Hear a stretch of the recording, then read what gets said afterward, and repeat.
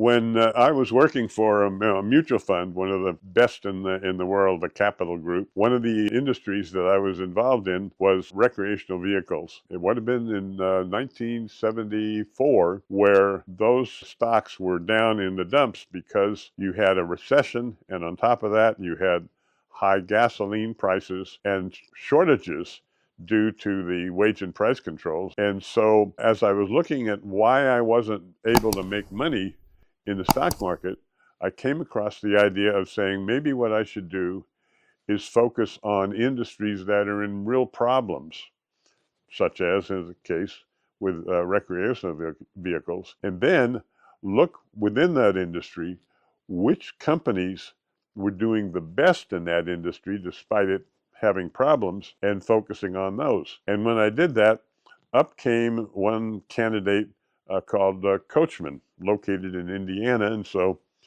I made a trip to Indiana.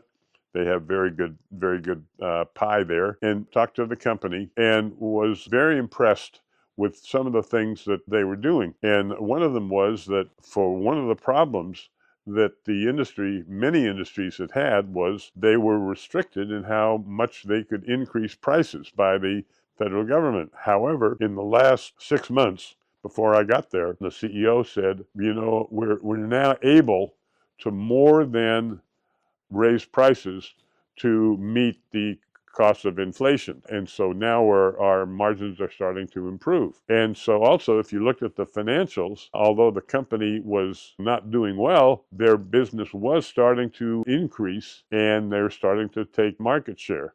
So for reasons like that, I came back, and this is what you do when you work for a mutual fund. I, of course, first, before I bought any stock, got the approval from the company to buy the stock personally.